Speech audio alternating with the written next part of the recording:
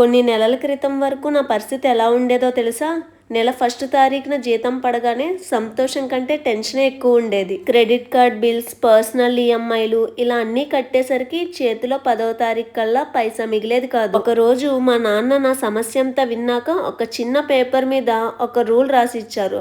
అదే 1% net worth rule. నాన్నగారు ఇలా అన్నారు, అమ్మా, సమస్య నీ జీతంలో లేదు, నీ మైండ్ సెట్ లో ఉంది. నువ్వు ఏదైనా లగ్జరీ వస్తువు కొనాలి అనుకుంటే దాని ధర నీ మొత్తం ఆస్తిలో కేవలం 1% కంటే తక్కువ ఉండాలి. ఆ మాట వినగానే నాకు అర్థమైంది. నేను ఈఎంఐలో కొన్న ఐఫోన్, స్కూటీ ఇవేమీ మా నాన్న చెప్పిన రూల్ ప్రకారం నాకు అవసరం లేనివి. మా నాన్న నాకు నేర్పిన మెయిన్ లెసన్ ఏంటంటే, సాధారణ వ్యక్తులు డబ్బు చేతికి రాగానే నేను ఏమేం కొనగలను అని ఆలోచిస్తారు, కానీ ధనవంతులు ఈ డబ్బు నాకు ఇంకా ఎంత డబ్బు తెచ్చి పెడుతుంది అని ఆలోచిస్తారు. లగ్జరీ అనేది మన సంపాదనలో భాగం కాదు, మన ఆస్తిలో భాగం. మా నాన్న చెప్పిన ఒక్క మాట విన్నాక నా అనవసరపు ఖర్చులన్నీ ఆపేశాను. ఈ రోజు నుండి నేను పాటించే 2 రూల్స్ ఏంటంటే, నా ఆస్తిలో 1% దాటే ఏ లగ్జరీ వస్తువులను ఈఎంఐలో అసలు కొనను. ప్రతిరోజు కేవలం 1% నా సేవింగ్స్ ని లేదా నా స్కిల్స్ ని బెటర్ చేసుకుంటున్నాను. ఫలితం కొన్ని నెలల్లోనే నా అప్పులన్నీ తీరిపోయాయి. ఇప్పుడు నా బ్యాంక్ బ్యాలెన్స్ పెరుగుతోంది. చాలా మంది ఈ వీడియో చూస్తారు, కానీ కొంతమంది మాత్రమే పాటిస్తారు. మీరు ఈ రోజు నుండి ఈ 1% రూల్ పాటించడానికి సిద్ధంగా ఉన్నారు అయితే